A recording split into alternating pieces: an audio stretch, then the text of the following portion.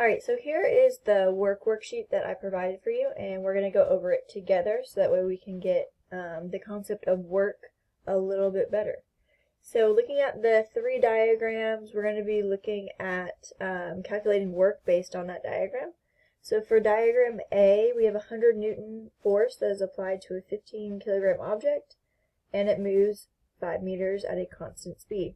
So again, that work formula is force times distance times the cosine if there is an angle.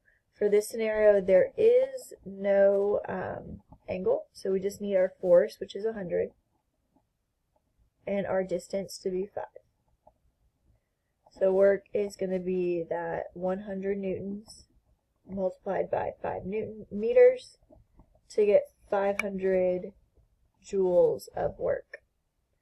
For B, we have a 100 Newton object that is applied, or force that is applied at a 30-degree angle, a 15 kilogram object that is moved 5 meters.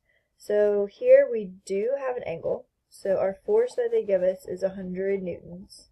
Our distance is 5 meters, and our angle is going to be that 30 degrees.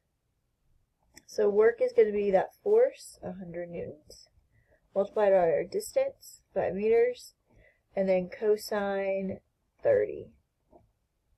Multiply those together, and we're going to get 433. So 433 joules would be our work for B.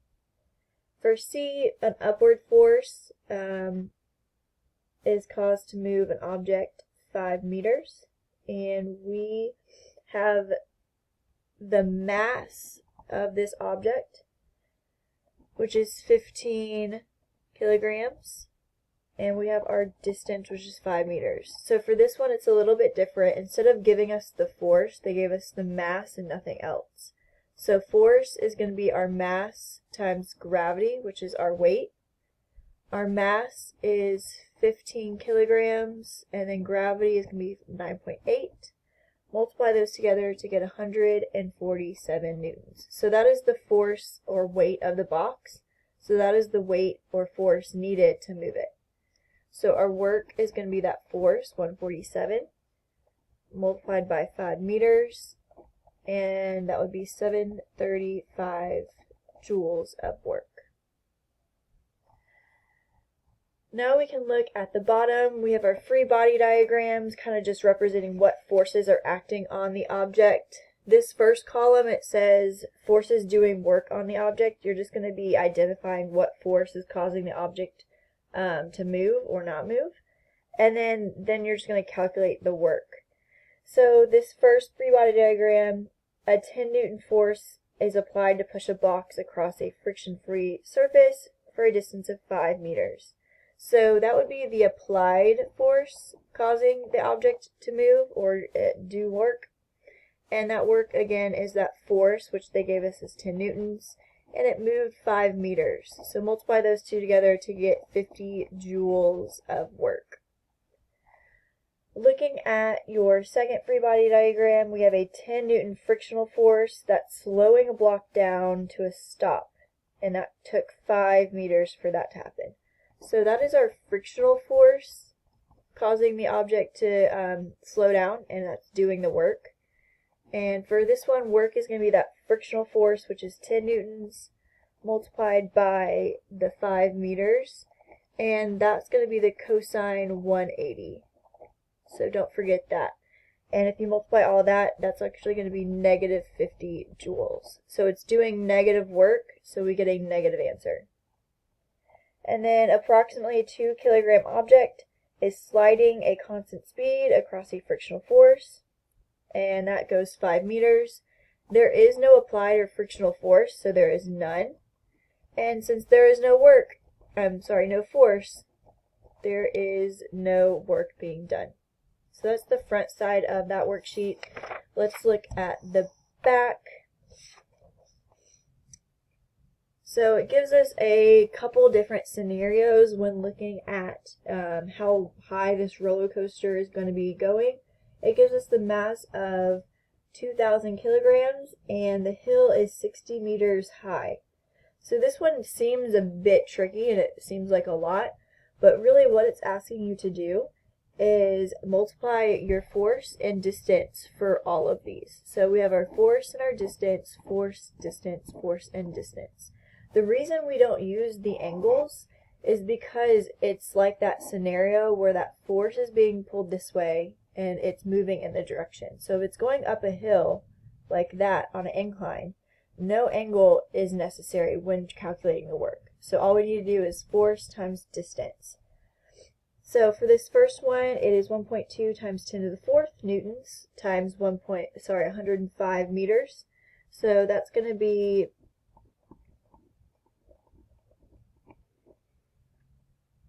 1,176,000 joules. Looking at the next one, that is 1.39 times 10 to the 4th times 84.9 meters.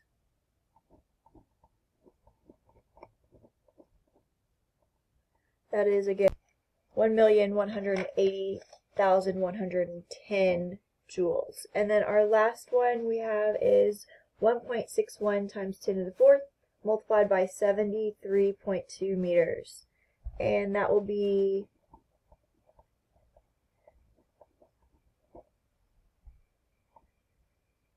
1,178,520 joules. So again, it seems like a complicated problem, but because it is going at an incline, these angles don't matter. We just need to look at the force and that distance. Number 4, how much work is done by an applied force to lift 15 Newton object block 3 meters vertically at a constant speed. So work is going to be our force, which they give us to be 15 newtons, and the distance of 3 meters. There is no angle, and so you just multiply those two together to get 45 joules of work.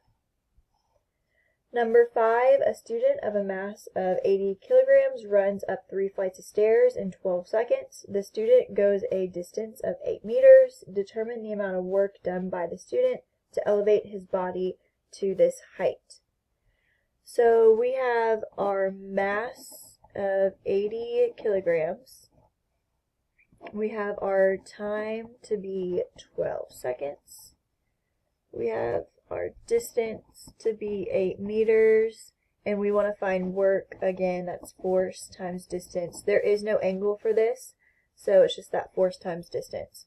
Time is not necessary for this one, but our mass is going to be used to find our force. So again, our mass is 80, and the force that we need is mass times gravity. So the mass is 80 kilograms, gravity is 9.8. So if you multiply those two numbers together, you get 784 newtons. So that will be our force. That is his weight, and that is what he's causing to move up the stairs. And the distance is that 8 meters. So multiply those two together to get 6,272 joules. And that is the amount of work needed to make the student go up the stairs.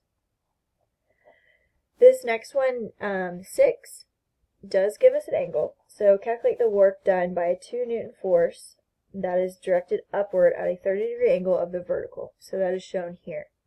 And the mass is 500 grams. And it goes a distance of 400 centimeters. Hint, be cautious of the units. So the first thing we need to do, this is the distance it went, 400 centimeters. We need to convert that to meters.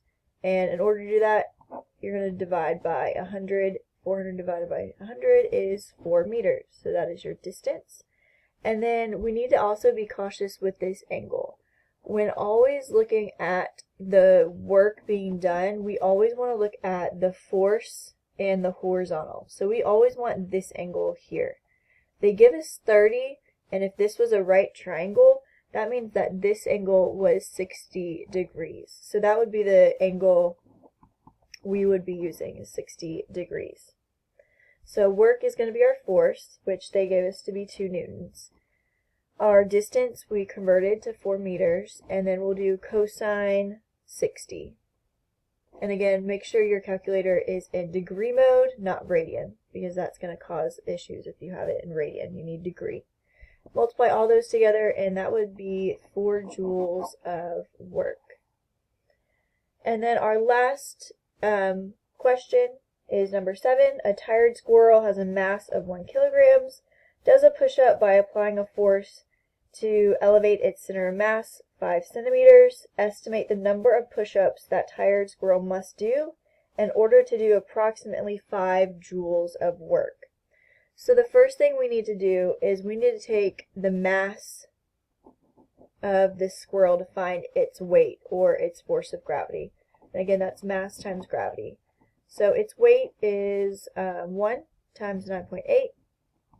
So it is about 9.8 newtons to be his force of needed to move his mass. Looking at work, again, that force is 9.8. We just found our distance would be 0.05 meters. And then it does not have an angle, so we just multiply those two numbers together. So 0.49 is how much work is needed to do 1 push-up. So in order to move his weight 0.05 meters, again, the reason I did 0.05 instead of 5 centimeters, we needed to convert that to meters, and so we divided by 100 to get that 0.05. So we use the distance and the squirrel's weight as its force. That is the amount of work in order to do 1 push-up. But it asks us how much work would it need to do 5 joules of work. So if it took 5 joules of work, how many push-ups would he be able to do? That would be 10.2 push-ups. So about 10 push-ups would be able to be done with that 0.49 joules of work. So that is the end of the work practice. If you have any questions, please do not hesitate to ask. We're going to be looking at power in our next PowerPoint.